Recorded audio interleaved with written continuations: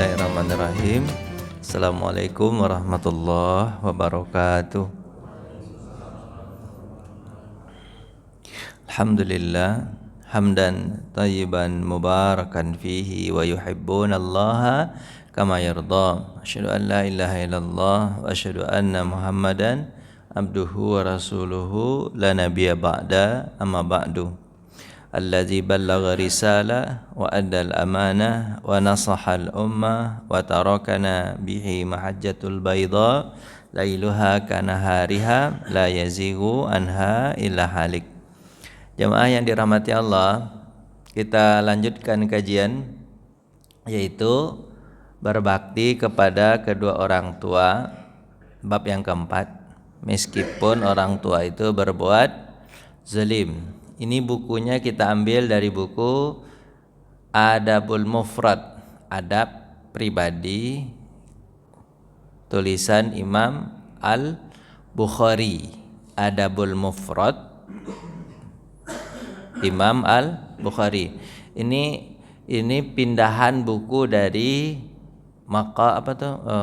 Minhajul Qasidin Sarah Mukhtasar Ihya Ulumuddin. Setelah kita bersihkan diri kita dari buku itu, ini menurut saya aja, setelah kita bersihkan buku itu, diri kita dari membaca buku Ihya Ulumuddin, ringkasan Ihya Ulumuddin, kita pindah ke buku Akhlak.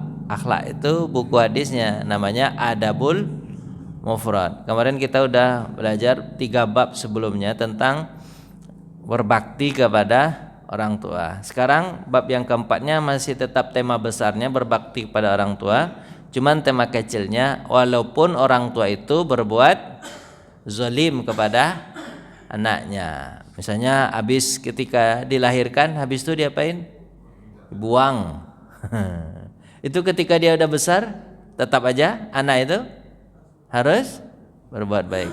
Cukuplah kalau dari ayah perpindahan dari sulbinya ke rahim ibunya pun sudah dianggap berbuat baik kepada anak itu. Kalau ibu yang mencampakkan anaknya, mengandungnya, ibu yang mengandung, ibu yang melahirkan, ibu yang setelah mengandung melahirkan, cukuplah itu dianggap berbuat baik. Dan itu kita harus balas. Hadisnya Pak, kita lanjut. Hadis yang ke-7. Tapi hadisnya panjang. Habis itu saya cuman terjemahkan aja karena hadisnya panjang, Pak. Tidaklah seorang muslim punya 2 orang tua. Di waktu pagi dia berdua dengan mengharap ridha Allah, melainkan Allah bukakan baginya 2 pintu. Maksudnya pintu surga. Terus jika satu pintu terbuka, jika satu pintu tertutup, maka tinggallah satu pintu lagi. Jika dia membuat murka Allah salah satu, maka Allah tidak redha kepadanya sampai orang tuanya itu redha kepadanya.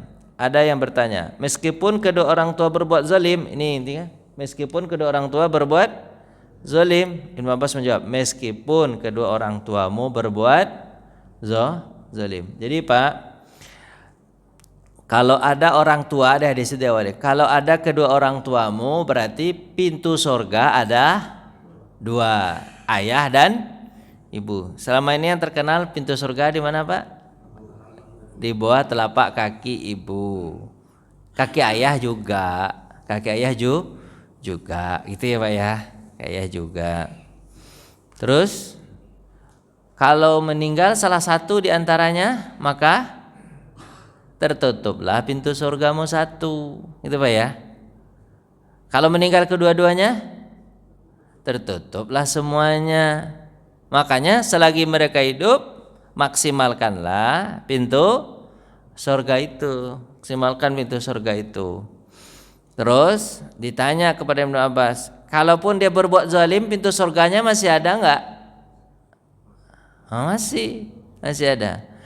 Makanya ketika Ibnu Katsir menjelaskan ayat wa in jahadaka ala antus rikabi ma laisa laka bihi ilmun fala tuti'huma wa sahibhuma fid dunya ma'rufa. Itu kan tentang kedua orang tua, Pak.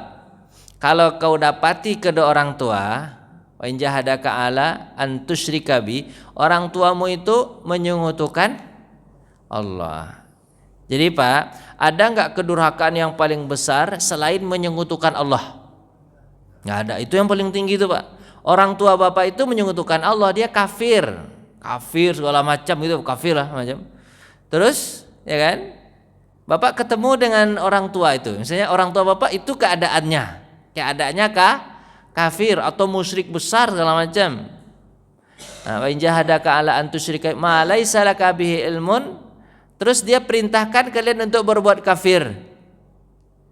Fala tuti'huma, jangan patuh kalau kalian disuruh kafir. Tapi masih tetap wasahibuhuma fid dunya ma'rufa. Kalian harus bergaul dengannya dengan cara yang ma'ruf di dunia. Jadi kalau kebutuhan dunia silakan kasih terus. Tapi kalau kita disuruh untuk berbuat maksiat jangan. Jadi masih tetap disuruh patuh walaupun orang tuanya Bapak kafir. Ini orang tua Bapak, orang tua ada sebagian kita orang tuanya kafir atau enggak Pak? Enggak. Kalau enggak berarti wajib enggak berbuat baik Pak? Oh lebih wajib lagi. Ini orang tua kafir aja kita tetap berbuat baik, ya kan? Apalagi orang tua tidak kafir. Orang tuanya ya istilahnya kurang-kurang ngasih duit, kurang-kurang cuman kurang-kurang itu doang, kurang-kurang ngasih duit, kurang-kurang perhatian, kayak gitu Pak ya. Nah, itu tetap kita harus berbuat baik. Ini Pak enggak? Ini mohon maaf ini Pak. Ini kalau kita bicara nih namanya generasi Z. Pak tahu enggak generasi Z itu Pak? Lahir tahun berapa kalau generasi Z Pak? Kalau disebut kalau penelitian orang kan generasi Z itu 93 Pak ya. 1993. Kalau 1993 usianya sekarang rata-rata 30 tahun ke bawah Pak. 30 tahun bawah. Itu yang banyak dipusingkan oleh para pendidik sekarang termasuk saya Pak. Generasi Z ini Pak, maunya aja diapain Pak? Diikutin. Maunya kita sebagai orang tua enggak didengarin. Itu generasi Z sekarang gitu Pak. Susahnya gitu. Tahu enggak generasi Z itu Pak?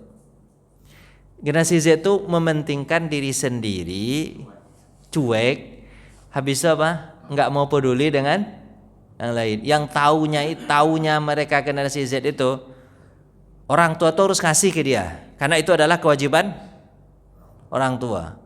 Masalah dia punya kewajiban atau harus berbuat baik kepada orang tua, enggak pikir. Bapak paham enggak nih generasi yang begini? Bapak menemui enggak generasi Z ini Pak? Generasi Z yang 30 tahun ke bawah ini. Generasi Z namanya Pak, generasi Z. Kalau saya Gen Z, kalau saya kan namanya generasi Y saya. Y saya. Y. X Y Z. X Y Z. X generasi X itu di bawah itu Pak. Kalau generasi Y itu kayak gitulah pokoknya. Kalau Bapak ini kayaknya generasinya generasi apa namanya ini? Kalau 45 itu disebut generasi boomer, baby boomer. Baby boomer karena lahir setelah apa? Setelah kemerdekaan. Biasanya orang tuanya akan seperti militer. Karena apa Pak?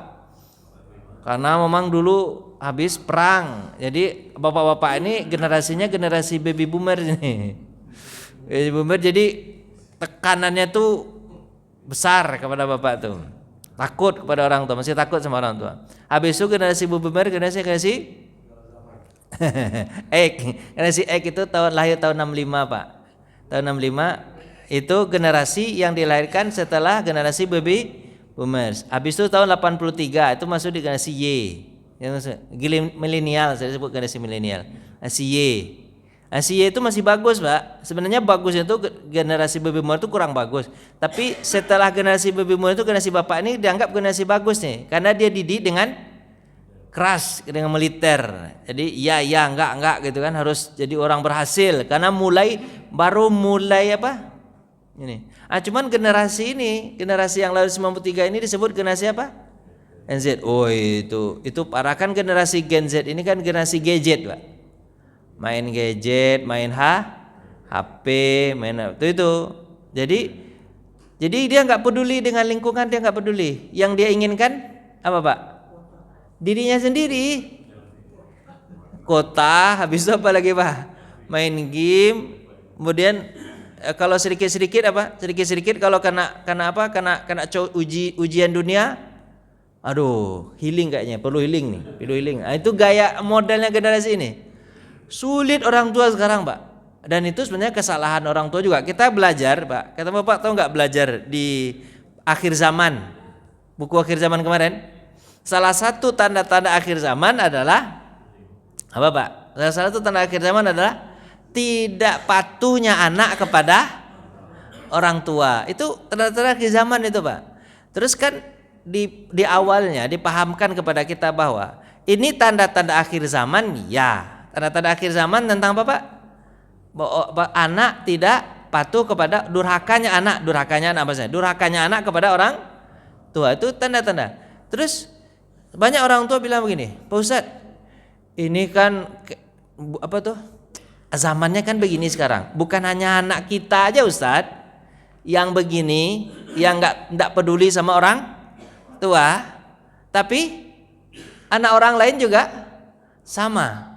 Tapi di awal kan sudah dipahami, ini tanda akhir zaman. Harusnya gimana? Walaupun semua orang begitu, tapi jangan sampai anak kita begitu. Kan gitu, Pak. Jadi bukan apa? Bukan diapain, Pak? Bukan diapain? Bukan dibiarin begitu. Itu tanggung jawab kita. Susah, mau betul-betul susah, Pak. Susah, Pak. Susah. Kenapa, Pak? Ya karena dia melihat generasinya begitu. Terus gimana? Ya kita bagi orang tua harus memang fight, harus apa, Pak? Fight. Itu memang gimana nih anak ini harus berbakti kepada orang tua. Kenapa, Pak? Masalahnya kalau dia tidak berbakti kepada orang tua, surganya dia nggak dapat. Surganya dapatnya di mana, Pak? Di kedua orang tuanya. Sementara dia hanya memeras tenaga orang tuanya tanpa peduli atau tanpa sayang kepada orang tuanya. Generasi sekarang kan begitu, Pak? Gitu, Pak. Jadi sekarang begitu, Pak. Kalau generasi Bapak ini, mohon maaf ini, Bapak nyusahkan orang tua nggak? Itu masuk generasi saya. Nyusahkan orang tua, Pak? Itu nggak pernah nyusahkan orang tua, Pak. Serius, Pak? Kelas baru 6 tahun aja, Pak. Bapak udah makan sendiri nggak? Udah makan sendiri nggak? 6 tahun. Udah pergi ke sawah nggak?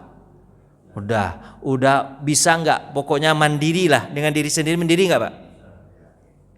Anak sekarang usia 6 tahun diapain, Pak? Dikejar-kejar aja baru, Pak. Dulu, Pak, orang tua masak nasi, mau nih. Dulu orang tua saya masak nasi, hanya nasi aja. Kemudian sambalnya nggak banyak, nggak apa-apa. Dibilang makan, nasi udah matang. Mau makan buka makan terserah, mau matilah makan. Kalau anak sekarang, Pak, bisa nggak gitu, Pak? Kadang kita ini orang tua yang susahnya gitu, Pak. Bertanya ke anak, apa yang kita tanyakan? Kita tanyakan, nak, sekarang mau makan apa? Ibunya sudah masak apa? Masak ikan. Habis itu ditanya balik ke anak, apa tuh? Sekarang mau makan apa? Melunjaklah anak tuh. Ayam kata dia. Kan capek pula pergi ke pasar. Habis ke pasar masak lagi. Itu kayak orang tua sekarang. Biar banyak makan anak tuh. Kan itu. Biar gemuk badan dia. Kan itu. Tapi anak tuh nanti tidak terdidik. Jadi masalahnya gini, Pak. Kalau diberikan semuanya kepada anak, maka anak itu tak terdidik. Ini masalahnya di situ. Bapak sayang, ya sayang, tapi harus mendidik.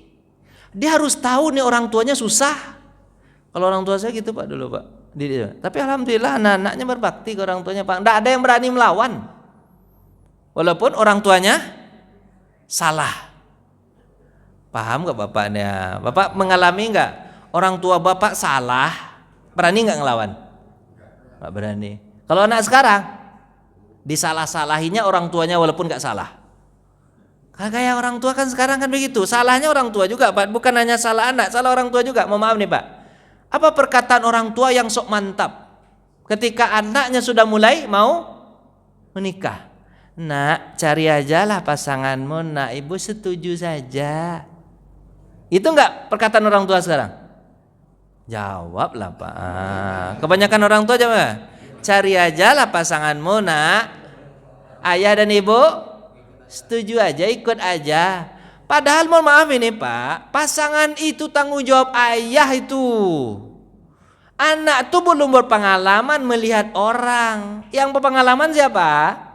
Orang tuanya. Bapak tanya pula kepada dia, dia nggak tahu tentang itu. Harusnya bapak yang carikan. Nah, ini jodoh yang bagus untukmu. Ini aku nikahkan. Orang tua kan gitu dulu Pak, dijodohin anak-anaknya, betul nggak? Ini yang terbaik, nah ini menurut pandangan ibu dan ayah. Kalau ada sama kamu, ayo diskusi sama ayah. Kan kalau ingin demokrasi boleh. Kamu ada punya, ayo diskusi sama ayah. Datangkan dia dulu, ayah tanya-tanya dulu segala macam. Mohon maaf nih Pak, masalah ini saya jadi bawanya marah-marah aja Pak, serius Pak. Nih, masalahnya gini Pak, anak itu harus punya dapat surga di kaki orang tuanya nih Pak. Serius Pak. Ya Allah, sabar, sabar. Enggak, Bapak biarkan generasi ini nantinya yang susah siapa? Bapak ini. Bapak nanti mati dibiarkannya aja nih.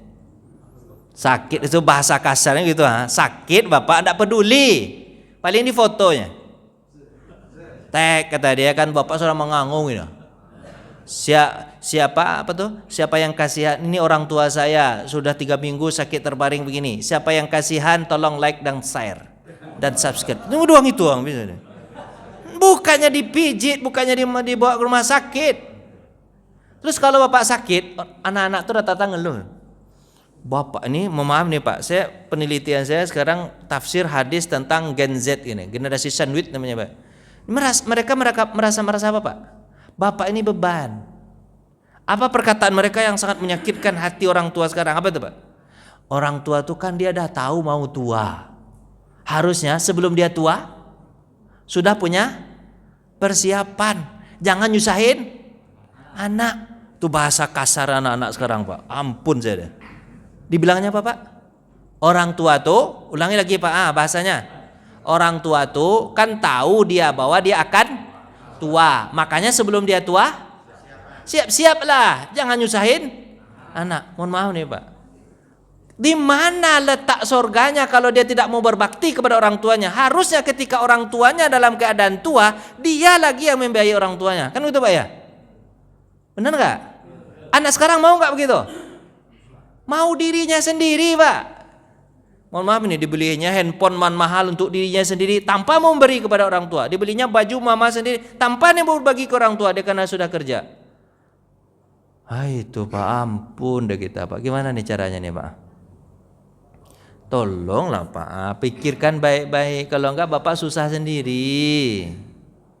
Makanya kepada anak itu jangan Bapak sayang iya, Ibu sayang iya, tahu saya Bapak Ibu sayang sama anak itu tahu saya.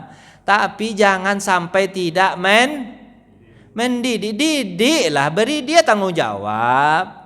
Dia kan anak dulu, maaf nih, emak saya itu anaknya 7, ke-7-7-nya dapat tanggung jawab tuh. Ini nyapu halaman. Ini bersih apa? Bersih apa? Bersih rumah. Ini nyetrika. Ini apa? Ini nyuci piring. Ini masak. Ini pokoknya WC segala macam. Semuanya dapat tugas. Kalau ada yang tidak melaksanakan tugasnya, piring pecah mah. Saya saja disuruhnya kerja sendiri jadi budak atau mak tuh. Wah, ada dia. Itu saya sekali.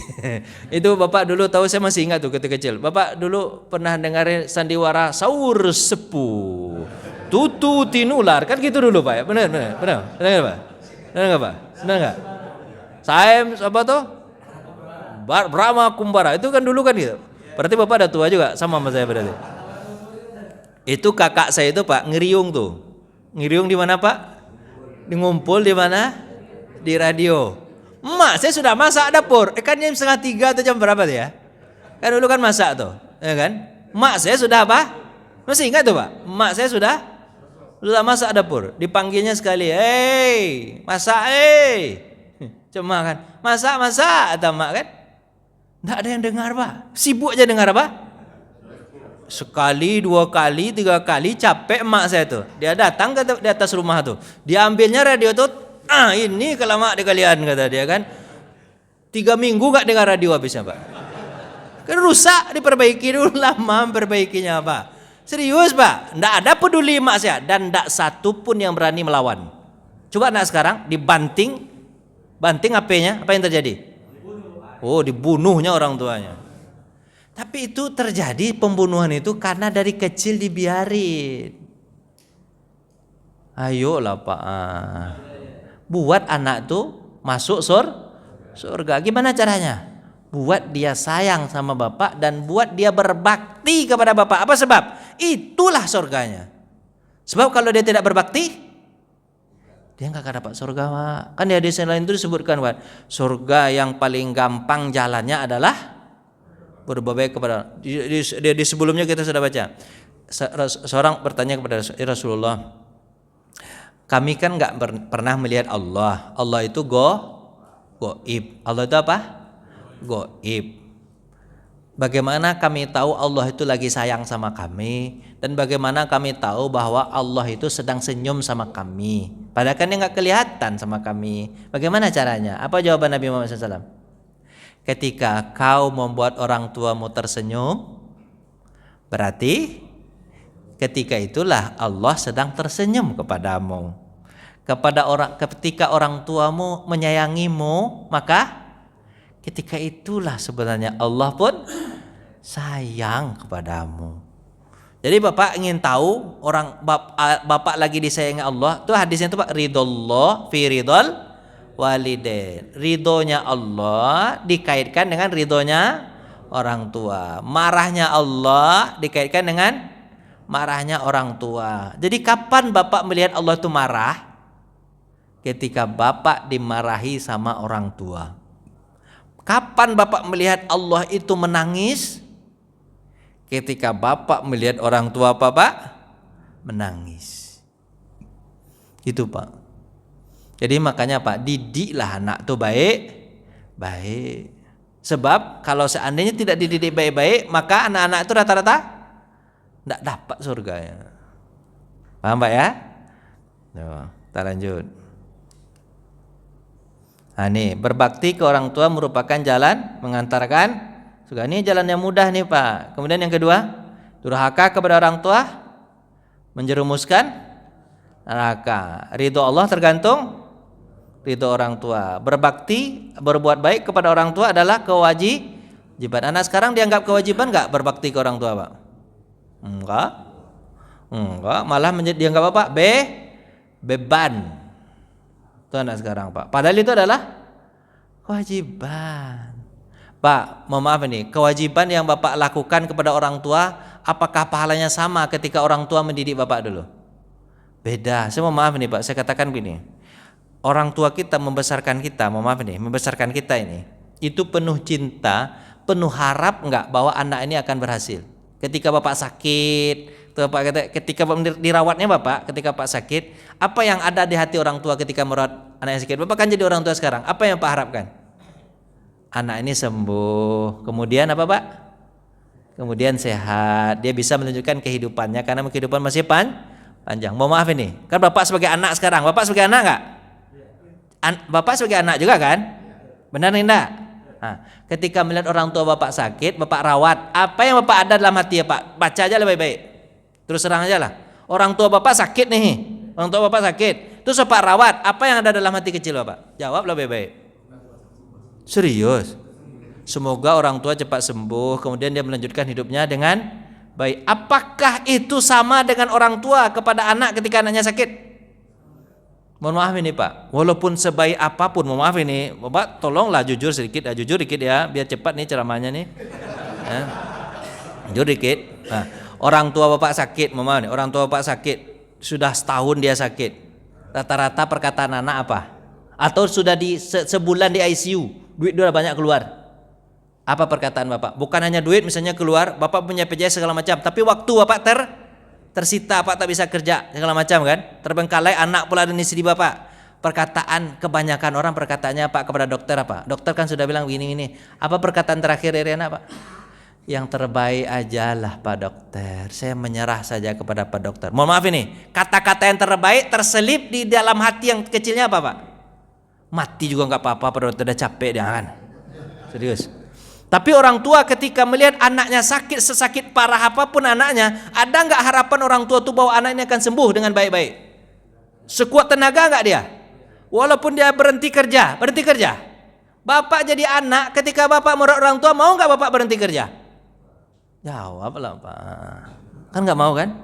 Itu makanya bedanya orang tua membesarkan anak dan bedanya anak merawat orang tua. Nggak sebanding, serius nggak sebanding Pak. Jauh bandingannya. Karena yang dilihat oleh Allah Pak, hati kan? Hati nggak? Ya. Orang tua membesarkan anak dengan penuh kasih sayang. Tapi kalau anak merawat orang tua, ia juga kasih sayang, tapi kasih sayangnya di hati kecilnya kalau sudah lama dikit mati aja nggak apa-apa nih bahasa kecilnya, mohon maaf nih Pak. Itu nggak semua siapa aja tuh Pak. Pasti itu Pak. Merasa terganggu dia. Dia nggak mau berkorban kalau orang tuanya sakit kemudian dia berhenti kerja. Tapi ketika anak bapak sakit, bapak mau nggak berhenti kerja? Pak rasakan tolonglah didik anak bapak. Pikir-pikir baik-baik Pak. Derajat hadis ini memang dhaif tapi kandungannya sangat kuat sekali. Tapi hadisnya. Nah, ini Pak, yang sering membuat apa Pak? Orang tua durhaka sama anak itu apa? Anak durhaka sama orang tua Pak? Perkataan. Itu yang paling, makanya dalam Quran tuh wala taqul lahuma uffin wala tanhar huma. Yang paling menyakiti itu orang tua itu kata-kata yang apa Pak? Kata-kata yang kasar itu Pak. Jangankan kasar Pak. Itu pun sudah durhaka. Ya Pak. Harusnya ucapan apa Pak? Lemah lembut. Waqfid janahaka apa tuh? Waqfid janahaka, ada ayatnya. Nanti ada. Nih dari Tailasah bin Mayas menyampaikan kepada aku dengan mengatakan, aku bersama orang-orang keturunan Najd hingga aku terjerumus dalam dosa-dosa yang aku pandang dosa itu adalah dosa besar. Kemudian aku menyampaikan itu kepada Ibnu Umar. Aku bertanya kepadanya, apakah itu dosa besar? Aku katakan demikian dan demikian, ini dosa-dosanya begini. Ibnu Umar berkata, itu tidak termasuk dosa besar, kata Ibnu Umar. Dosa besar itu adalah 9. Kalau yang lain mengatakan 10, desanya 10, ini 9. Apa itu? Pertama, menyekutukan Allah, terus membunuh, lari dari perang, menuduh orang baik-baik berzina, makan riba, makan harta anak yatim, berbuat ilhad di masjid, maksudnya berbuat musyrik di masjid, berlaku sombong, durhaka kepada kedua orang. Ini pembahasan kita Bapak, durhaka kepada kedua orang tua, membuat keduanya menangis. Ibnu bertanya, apakah kamu takut masuk neraka dan inginkan masuk surga? Apa jawaban dia? Ya, tentu aku ingin masuk surga. Bahasan kita adalah ini. Aku jawab, apakah kamu masih punya orang tua? Apa jawaban dia Pak? Masih. Punya siapa Pak? Ibu. Demi Allah, seandainya kamu melembutkan ucapan dan memberikan makan kepadanya, niscaya kamu benar-benar akan masuk surga selama kamu menjauhi dosa-dosa besar. Jadi ceritanya gini, siapa namanya Tailasah ini bertanya kepada Abdullah bin Umar. Dia bergaul dengan siapa Pak? Orang-orang Najd. Terus membuat dosa, tapi nggak tahu dosanya dosa apa, tidak disebutkan. Dia merasa itu dosa besar, tapi kata Ibnu Umar, itu enggak termasuk dosa besar. Dosa besar ini aja, disebutin kan? Ya kan? Sebutin. Terus kamu ingin masuk surga. Apa jawaban dia, Pak? Ya. Kamu ingin jauh dari neraka. Apa jawaban dia, Pak? Ya. Terus dia tanya, kamu punya ibu? Punya. Kalau kau lembutkan omonganmu kepadanya dan kamu beri dia makan, maka pasti kamu akan masuk surga. Ini bahasan kita melembutkan Bapak. Sekarang anak-anak sekarang Pak, maaf nih Pak, kadang-kadang maaf nih Pak, dibentak sama rekan kerja itu kayaknya lebih ringan dibandingkan dibentak sama anak. Bentak sama anak Pak. Orang tua kita bentak kita biasa aja Pak, serius Pak. Orang tua kita bentak kita segala macam itu biasa aja. Memang siapa lagi yang akan bentak kalau bukan orang tua, gitu kan? Itu biasa perasaan kita. Walaupun sekeras apapun orang tua bentak kan, ya. Tapi kalau dibentak sama teman kerja atau atasan, sakit hati juga kan, cuman tidak terlalu sakit hati. Tapi kalau dibentak sama anak, gimana rasanya Pak? Dibentak sama anak gimana rasanya? Oh, susah Pak omongnya Pak, susah Pak, sakitnya luar biasa Pak. Makanya yang membuat yang membuat anak itu banyak masuk neraka itu gara-gara membentak orang tuanya. Dibentaknya Pak. Jangankan membentak Pak, mengatakan aja. Nak, tolongin tuh jemur baju. Tunggulah sebentar. Itu aja ada dosa. Karena orang tua Pak, kalau dia menyuruh terus anaknya nggak mau melakukan Pak, itu kata-kata nggak mau dia itu aja udah apa Pak? Dongkolnya luar biasa itu Pak. Bapak tahu nggak siapa namanya Pak? Siapa namanya? Yang apa? Akan lupa saya. Ya Allah. Yaitu orang tuanya manggil kemudian dia nggak nyaut, dia sementara dia sedang sholat. Siapa namanya Pak? Lupa Pak. Kan ada dua bayi yang apa Pak? Dua bayi yang bicara ketika kecil. Bayinya Isa alaihissalam, Nabi Isa alaihissalam, satu lagi ahli ibadah Pak, zaman Bani Israel. Bapak lupa pula namanya. Bapak ingat kan ceritanya itu kan? Dipanggil sama orang tua, dia di atas bukit, rumahnya atas bukit, orang tuanya nggak bisa naik ke atas, dipanggilnya Junaid atau siapa namanya? Junaid namanya Pak. Junaid, Pak Junaid, maaf nih kalau ada Pak Junaid. Malah pulang dia. Juraid, bukan Junaid Pak, Juraid namanya, Juraid, bukan Junaid Pak. Nanti marah Pak Junaid. Juraid, ketemu ibunya kan di bawah kan. Apa kata dia? Dia diam. Dia lagi sholat sunat. Panggilan ibuku atau tetap sholat sunat? Juraid, kata ibunya. Ibu butuh kamu, turunlah sebentar. Diam aja Pak. Dan 3 kali ibunya bilang, 3 kali manggil ibunya. Habis itu dia diam aja. Apa kata ibunya? Ibu tahu kau masih di atas nak. Ibu tahu kau masih di atas. Tahu ibu. Demi Allah nak, kalau kau diam tetap begitu aja, kau tidak akan mati kecuali kau telah kena fitnah terlebih dahulu. Ibunya ngomong kayak gitu. Memang orang tua nggak boleh ngomong kayak gitu kan, doa gitu nggak boleh sebenarnya. Tapi terdoakan sama ibunya, karena iba hati dipanggil 3 kali tidak. Dipanggil 3 kali nggak nyaut itu pun sudah dianggap Nah itu pemahaman. Apalagi kalau dipanggil habis itu 3 kali pula bilang ibu nih cerewet. Itu lebih dosa mah. Diam aja itu sudah dosa. Memahami nih Pak. Kadang menyakiti orang tua itu bukan hanya dari omongan Pak, dari gaya juga kadang-kadang nyakitin Pak. Dipanggil habis nengok nih, sakit hati orang tua luar biasa itu Pak. Itu udah dosa itu Pak. Habis itu Pak, memahami nih. Dipanggil Juret. Memang Pak, setelah itu ibunya pergi.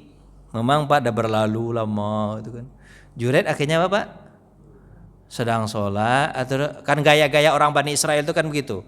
Kalau ada orang baik di antara mereka uji dengan apa? Supaya orang ini terfitnah. Ada orang-orang kaya kumpul terus kita apa ya? Iseng gitu, bukan iseng, jahat lah gitu. Yuk Juret kita buat dia durhaka kepada Tuhan, yuk. Kita sewa pelacur untuk menggoda dia agar pelacur apa Pak?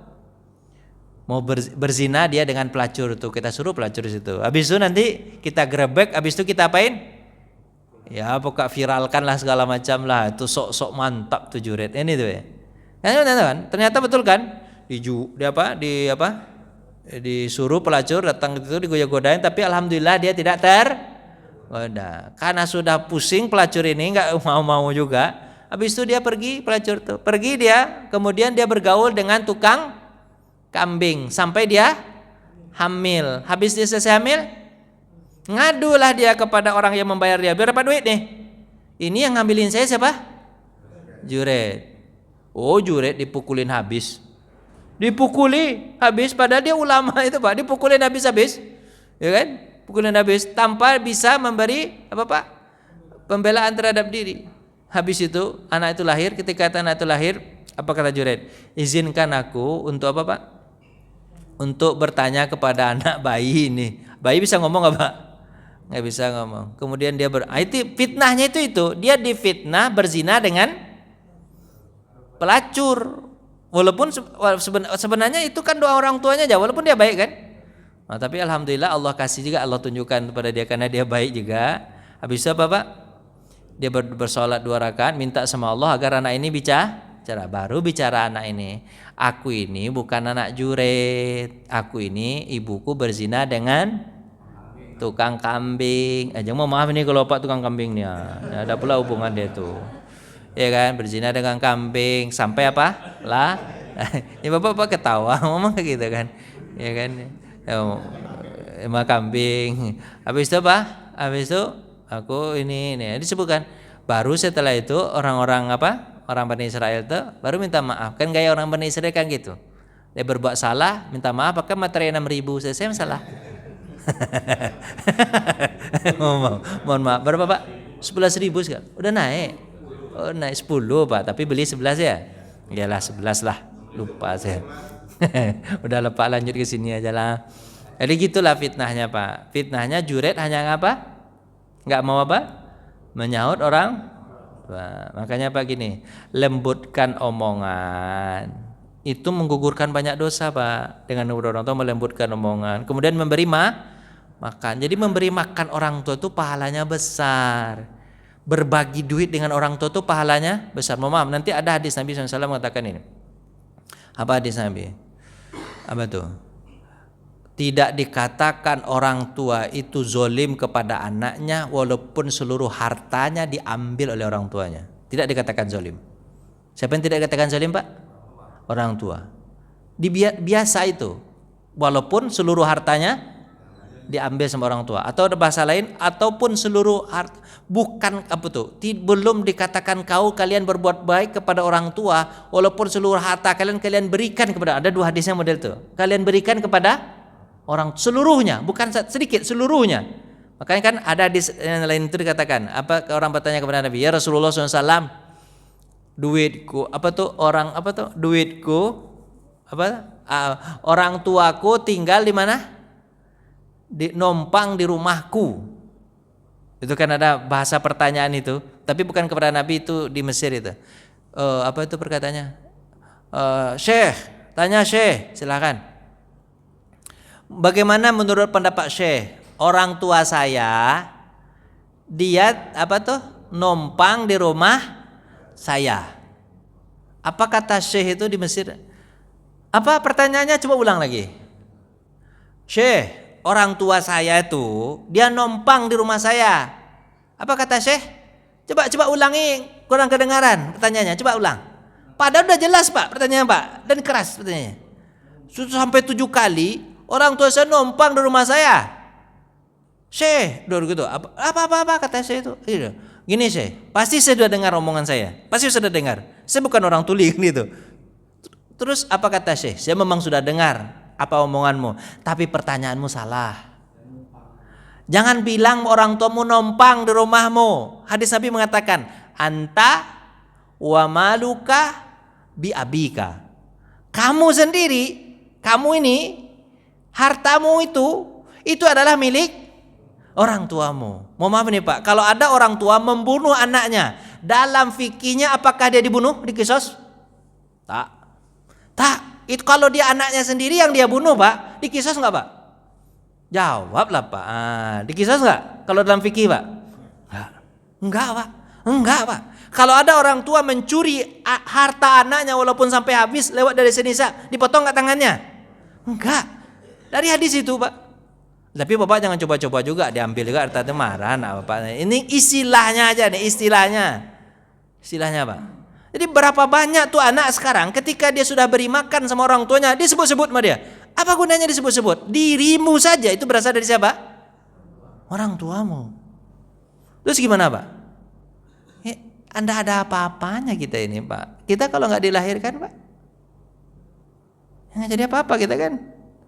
Makanya Pak, anak-anak sekarang tuh, tolong Bapak yakinkan anak Bapak tuh Pak, bahwa dia itu tidak ada apa-apanya. Buatlah anak Bapak begitu. Jangan buat anak Bapak tuh apa Pak? Orang anak bapak itu terlalu kadang-kadang memuji anak tuh. Puji boleh Pak, puji boleh. Kadang-kadang bapak mengatakan bilang, saya ini hidup saya tergantung sama anak saya. Apa tergantung? Apa tergantung? Gak ada cerita tergantung. Kan bahasa orang tua kan gitu kan. Sekarang kan kalau dia udah tua terus bilang bapak, saya kalau nggak ada anak saya nggak bisa berbuat apa-apa. Nggak ada cerita begitu itu. Paham gak bapak nih? Bapak bawaannya bapak lampiasan marah saya kayaknya nih pagi ini. Saya memang gimana tuh Pak rasanya ngelihat generasi sekarang tuh Pak, ampun-ampunan saya Pak. Durhaka kepada orang tua merupakan dosa besar apabila keduanya menangis. Oh, itu luar biasa dosa besarnya Pak. Berbakti kepada orang tua, tutur kata dengan itu harus dibiasakan Pak, lembut sama orang tua tuh omongan tuh Pak. Jangan sampai apa Pak? Walaupun orang tua itu perepet. Makanya cara menghadapi orang tua itu cuma 3 jurusnya. Apa Pak? Ketika Pak dia menyerepet apa Pak? Diam. Merepet lagi gimana Pak? Diam aja. Repet lagi gimana Pak? Diam aja. Pokoknya diam walaupun orang tua merepet. Kalau anak sekarang orang tuanya merepet, cerewet, kata lebih merepet lagi orang. Susahnya itu Pak, ketika orang tuanya merepet, anaknya keluar rumah minggat. Siapa yang sakit hati Pak? Tetap aja orang tuanya susah mah, udah dia minggat mah. Kita dulu Pak digituin Pak sama orang tua, berani nggak minggat Pak? Berani nggak minggat? Nggak berani Pak. Anak sekarang berani minggat Pak, berani minggat. Nggak tahu dia setelah dia minggat tuh nanti hidupnya akan amburadul dan susah. Orang tua memarahi anak itu apakah hanya sekedar marah apa atau dia kepengen anaknya jadi baik? Anak sekarang itu susahnya, dikritik nggak bisa. Salahnya dia kita kasih tahu, balik marah sama orang tua. Kayak gitu gaya anak sekarang Pak. Nggak mau dikasih tahu salah, padahal sebenarnya itu ada kesalahan. Terus gimana caranya Pak mengasih tahu kesalahan anak itu gimana caranya kalau nggak dikasih tahu? Tolonglah Pak jawab sedikit, pecahkanlah masalahnya pagi-pagi ini sebelum kita tutup nih. Bagaimana caranya anak bapak salah nih ya, anak bapak salah. Tuh bapak kasih tahu kepada siapa Pak? Kepada anak tuh dia salah. Terus dia nggak mau tahu tentang kesalahannya. Gimana caranya ngasih tahu ke anak tuh bahwa dia salah? Gimana caranya Pak? Dia pain Pak, seriusnya. Iya. Dia harus tahu kesalahan dia itu. Kalau dulu kita kan dikasih tahu kesalahan kita Pak, kasih tahu nggak Pak? Dia pain Pak. Masalahnya kalau dimarahin dia kabur. Apalagi kalau bapak pukul, dia balik pukul bapak mah. Gimana caranya kasih tahu tuh Pak? Bahwa dia salah dan harus dia rubah kesalahan itu. Karena manusia itu kan salah kan, tempat salah kan manusia kan, ya kan. Anak itu gak bagus-bagus betul juga, gak baik-baik betul. Gimana caranya Pak? Di WA. Gak dibacanya Pak, gak centang biru Pak. Mau maaf nih. Bapak kalau WA anak nggak centang biru, nggak dibacanya WA bapak. Saya beberapa kali mau nih, beberapa kali itu mau WA anak-anak muda tuh Pak. Kalau dia yang WA mau maaf nih, ini mahasiswa saya sendiri nih, dia butuh saya sebenarnya. Kita yang sudah capek-capek, nah ayo selesaikan proposalmu bab 1, bab 2, ayo. Saya apa tuh? Disertasi. Kalau S1 apa? Skripsi, ayo skripsimu selesaikan nah. Saya tunggu sekitar 2 minggu nih. Ayo 2 minggu waktu ayolah bab 1 bab 2 selesai ya. Di grup semua itu tak satu pun yang jawab. Tak satu pun yang jawab. Pada jumlahnya ada 13, 14. Tak satu pun yang jawab. Tapi ketika 3 hari mau apa? Mau tutup apa? Mau pendaftaran untuk sidang. 3 hari datang dia ke ujuk-ujuk datang ke rumah atau ujuk-ujuk saya, Pak mau maaf Pak ini proposal saya ini apa tuh disertasi saya atau tesis saya atau skripsi saya ini sih Pak tolong dibaca Pak. Besok di SMS-nya Pak sudah dibaca Pak, kalau sudah dibaca tolong di ACC Pak karena bapak pembimbing yang lain sudah di ACC. Allahu Akbar, sakit ini Allah lah anak nih. Dia kita minta dulu. Ini mau maaf nih, saya pengalaman saya Pak, sakit kepala saya Pak.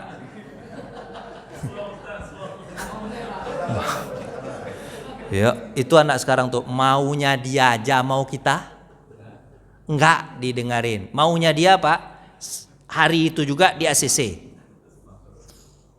Emang kita robot bisa baca langsung Ampun, ini baru sekali bimbingan Pak. Langsung minta AC. Alasan apa? Alasan apa Pak? Dosennya lain sudah benar. Saya tanya ke dosen lain, Pak, ketika saya baca ini, kok bisa Bapak ACC ini? Kan berkelahi kita dengan dosen yang satu lagi. Diadunya Pak, kok bisa Bapak ACC ini? Banyak sekali nih kekurangannya Pak.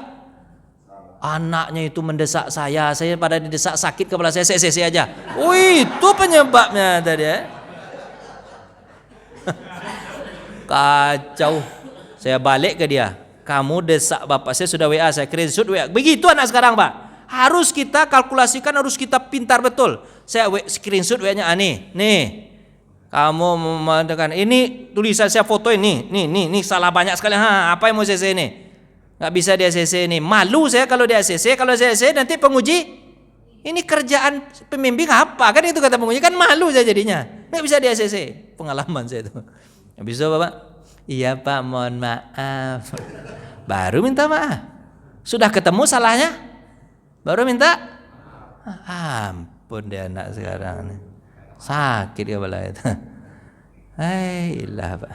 Habis itu kadang-kadang bahasanya Bapak jangan mempersulit kami Pak, permudah. Astagfirullahaladzim. Apa yang persulit nih? Orang kan persulit, permudah aja. Allahu Akbar, bahasa anak sekarang benar-benar ampun deh saya. Bapak mau nanya nggak kalau kita pulang aja lagi, saya naik darah saya nanti. Naik saya darah saya nanti nih. Ya gimana nih Pak, tolonglah Pak, generasi sekarang Pak, sakit kepala saya mikirkan Pak. Gimana nasib kita tua nanti nih Pak.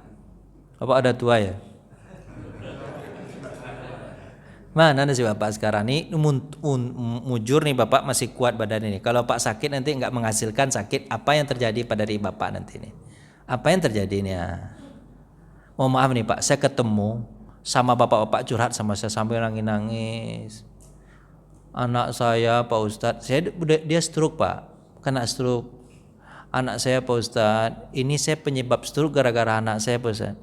Setelah itu Pak Ustadz, setelah saya stroke, 2 bulan setelah stroke Pak, saya kan tidak bisa kerja apalagi ngisah duit. Dia minta duit Pak Ustadz, saya nggak ada. Habis itu dia minta duit ke emaknya.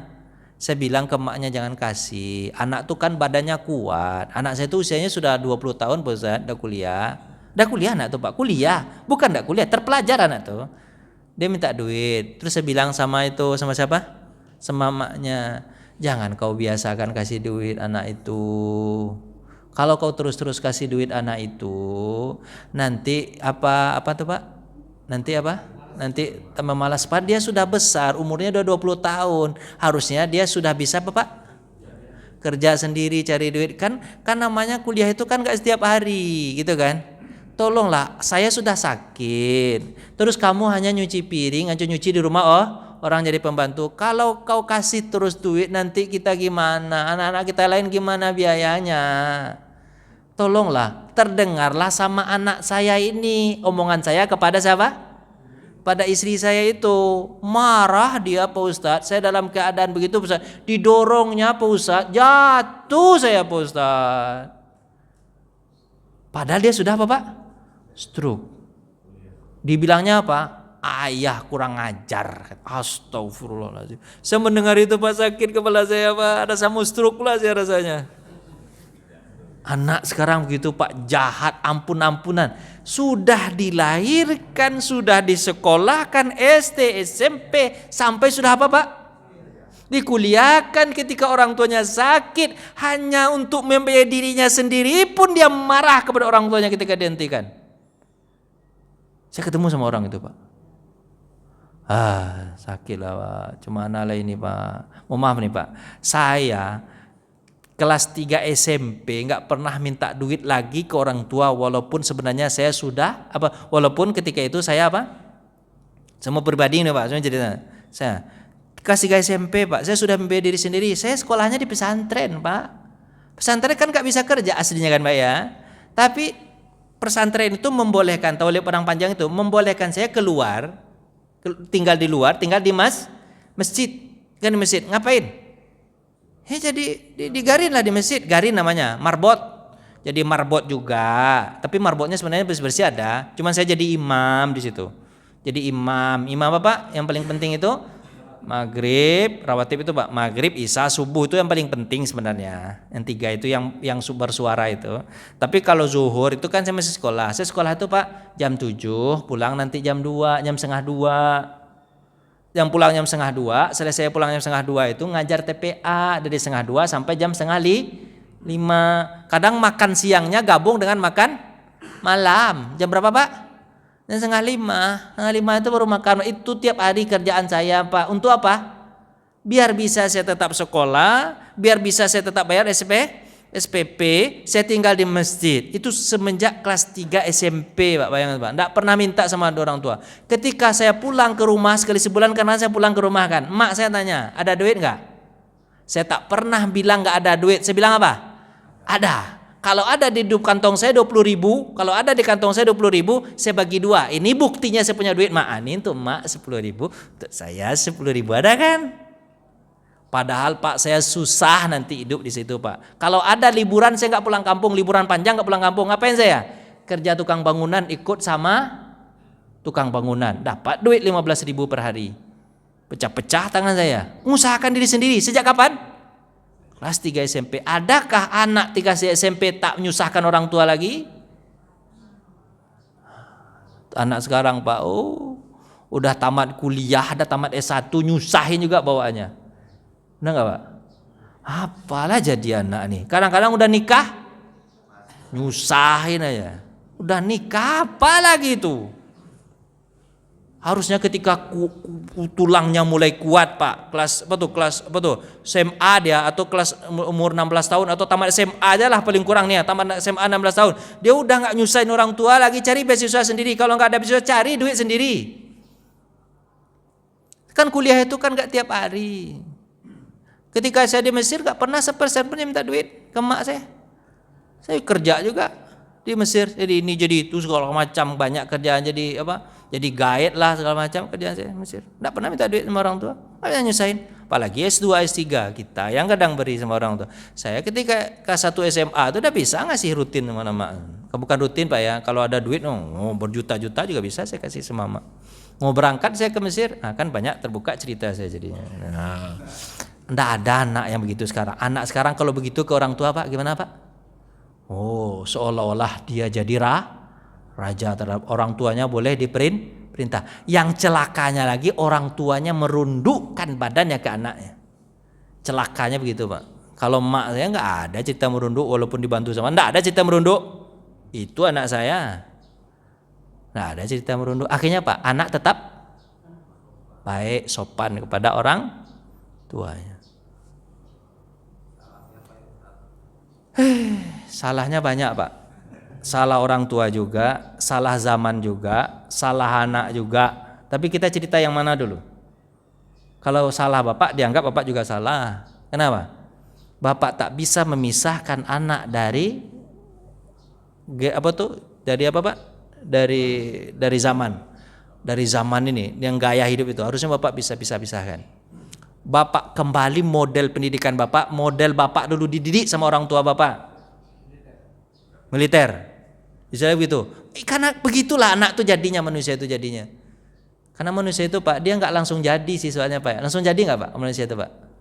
Nggak. Setiap anak itu pasti butuh apa Pak? Pengorbanan orang tua untuk anak ini bisa jadi ini. Dididiknya luar biasa ini. Harus ini. Bapak kembalikan pendidikan seperti apa Pak? Orang tua dulu. Bapak hilangkan istilahnya suruh anak itu mandiri. Suruh anak itu berbakti sama bapak. Suruh anak itu tahu bahwa walaupun bapak nggak usah ngomong, tapi suruh anak itu tahu bahwa bapak adalah sangat sayang dan berbuat baik. Sudah banyak berbuat baik kepada anak itu. Anak itu sekarang balik berbuat baik sama bapak. Itu Pak. Tapi kalau diceritakan salah anak juga salah. Karena kan dia punya akal, dia punya otak segala macam, dia sudah terpelajar kan. Harusnya dia tidak berbuat jahat kepada orang. Jadi akhirnya apa? Lingkaran setan lah bahasanya Pak. Semuanya salah. Orang tua salah, zaman juga salah, semuanya jadi salah, anak juga salah. Tapi Pak mau maaf ini, anak bapak ini kan cerita nih. Anak bapak kalau ingin masuk surga, bapak apain? Suruh dia berbakti sama bapak. Tapi kalau dia tidak berbakti sama bapak, Bapak percayalah, Bapak tak akan ketemu nanti dengan anak Bapak di surga. Pasti banyak-banyak rata-rata anaknya di neraka aja semua nih. Bapak nggak sedih lihat anak Bapak di neraka? Sedih kan? Terus gimana? Jadikan dia berbakti sama Bapak. Nah, tolonglah pikirkan baik-baik. Gimana nih Pak? Pulangnya kita lagi. Udah Pak ya? Udah ya, bubur udah ada ya. Tolonglah Pak. Serius Pak. Ya baik. Sekarang gini Pak, Bapak sebagai anak jangan Bapak jahat-jahat sama orang tua ya. Karena Bapak kalau jahat sama orang tua langsung Bapak cemplung neraka ya. Bapak sebagai anak nih, tolong tetap Bapak berbuat baik sama orang tua. Ya Pak ya. Apapun kondisi Bapak, kalau tak bisa Bapak dengan apa? Dengan uang, harus dengan apa Pak? Paling kurang dengan senyuman, jangan susahin dia. Kalau Bapak nggak bisa berbakti ke orang tua, paling kurang jangan susahin orang tua, baik dengan cerita maupun dengan duit atau dengan segala macam. Yang pernah susahin, dia sudah susah dulu Pak. Sudah susah dulu, jangan disusahin juga. Itu Bapak sebagai anak. Sekarang Bapak sebagai orang tua, tolong didik anak Bapak agar dia tahu ini orang tuanya, agar dia tahu surganya itu ada di orang tuanya. Suruh dia berbakti sama Bapak. Itu Pak ya. Suruh dia berbakti ya. Seriusnya ya. Suruh dia ngomong baik sama Bapak kalau dia ngomong. Betul? Kalau dia ngomong kasar, oh salah nak. Allah nggak suka cara begitu. Gitu kan? Kalau dia nanti Bapak minta duit dia bilang nggak ada duit macam. Oh Allah nggak suka begitu nak. Kasih aja dulu duit itu. Buat sini. Gitu Pak ya. Atau paling kurang Bapak kalau ada anak Bapak kerja mau mana? Anak Bapak kerja, dia ada duit. Dia kan dapat duit itu. Apakah Bapak butuh betul duit anak tuh? Enggak butuh.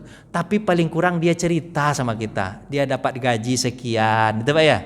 Dia dapat gaji sekian, ini gaji saya Pak. Ini alhamdulillah, tapi saya gunakan ini untuk itu. Bapak tahu itu aja udah senang enggak hati Pak?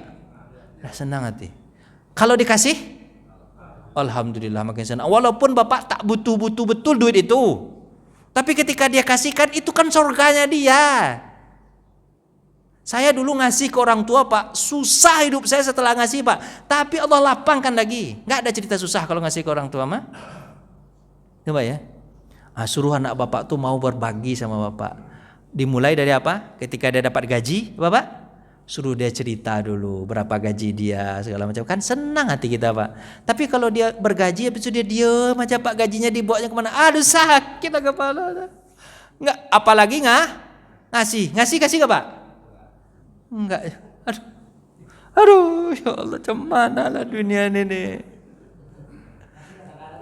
Ya alhamdulillah kalau ngasih kadang-kadang Pak. Tapi cerita wajib tiap bulan. Ngasih kadang-kadang boleh Pak, tapi cerita wajib tiap bulan. Itu kan menyenangkan hati orang tua Pak. Benar nggak Pak? Udahlah Pak, nanti nara tinggi pula kita nanti. Ya Allah. Berdoalah mudah-mudahan anak Bapak jadi anak soleh soleha. Amin. Jangan dimanja-manjakan juga ya Pak. Auzubillahi minasyaitonirrajim. Bismillahirrahmanirrahim. Doalah kita. Alhamdulillahirabbil alamin, hamdan syakirin, hamdan naimin, hamdan yuafi ni'mahu yukafi mazidah. Ya Rabbana lakal hamdu kama yanbaghi li jalali wajhikal karim wa azimi sultanik. Allahumma fir lana dzunubana wa li walidaina warhamhuma kama rabbayana shighara. Ya Allah, ampuni kami, ampuni orang tua kami atas kesalahan-kesalahannya ya Allah. Kadang-kadang kesalahan yang mereka lakukan itu gara-gara kami. Kadang-kadang orang tua kami enggak sholat, enggak puasa, enggak zakat, enggak bisa menunaikan ibadah haji dan umroh. Itu kadang-kadang gara kami alasannya ya Allah. Alasannya adalah karena kami masih butuh biaya sekolah. Alasannya karena kami masih butuh biaya untuk hidup kami. Akhirnya orang tua kami lalai untuk sholat, untuk puasa, untuk zakat, untuk haji dan umroh. Itu gara-gara kami ya Allah. Ampunkan dosa orang tua kami ya Allah. Kesalahannya bukan hanya kesalahan orang tua kami, tapi gara-gara kami penyebabnya ya Allah. Sayangi orang tua kami seperti mereka dulu mendidik kami ketika kami kecil. Jika orang tua kami masih hidup, panjangkan umurnya ya Allah. Mudahkan beliau taat kepadamu ya Allah. Lapang-lapangkan jalan mereka untuk masuk ke dalam surga. Ya Allah ya Tuhan kami, kalau orang tua kami sudah meninggal dunia, ampunkan dosanya ya Allah. Sayangi mereka ya Allah.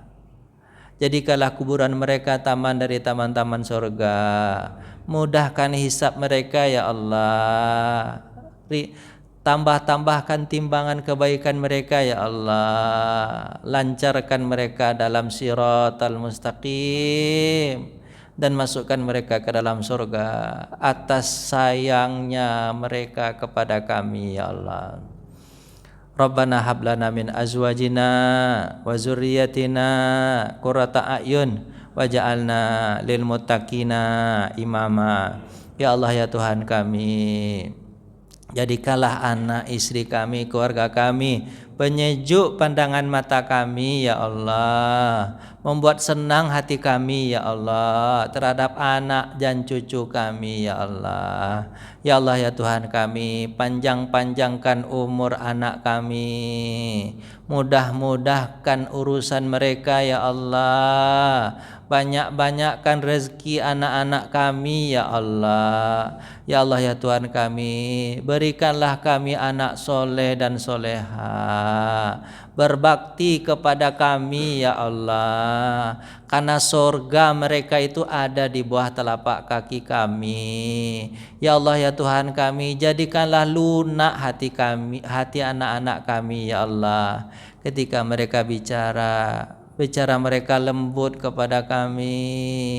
Ketika mereka punya masalah, mereka mau berbagi dengan kami. Ketika mereka punya rezeki, mereka juga mau memberikan kepada kami. Karena itu adalah surga untuk mereka ya Allah. Ya Allah, berikanlah hidayah untuk anak-anak kami. Jadikanlah anak-anak kami anak-anak yang baik ya Allah, agar kami nanti bisa bertemu dengan mereka di surgamu nanti ya Allah. Ya Allah, jauhkan anak-anak kami dari pengaruh jahat. Jauhkan anak-anak kami dari pengaruh yang tidak baik terhadap teman-temannya dan lingkungannya ya Allah. Kami juga sebagai orang tua, tunjuki kami agar kami bisa mendidik anak kami jadi anak yang baik ya Allah.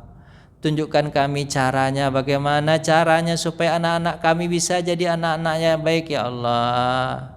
Rabbana taqabbal minna innaka antas samiul alim wa tub alaina innaka antat tawwabur rahim. Allahumma inna nas'alukal khaira ma sa'alaka nabiyyika Muhammadin sallallahu alaihi wasallam wa na'udzubika minasyarra masta'adza bihi min ibadikas salihin. Ya Allah, berikanlah kami kekuatan untuk melakukan segala amal kebaikan. Ya Allah ya Tuhan kami, berikan kami kekuatan menghindari segala bentuk segala maksiat ya Allah. Jauhkan kami dari segala dosa, hidupkan kami dalam keadaan beriman, matikan kami dalam keadaan beriman, masukkan kami ke surga bersama orang-orang yang beriman. Rabbana atina fid dunya hasanah wa fil akhirati hasanah wa qina adzabannar. Walhamdulillahirabbil alamin. Mohon maaf. Assalamualaikum warahmatullahi wabarakatuh.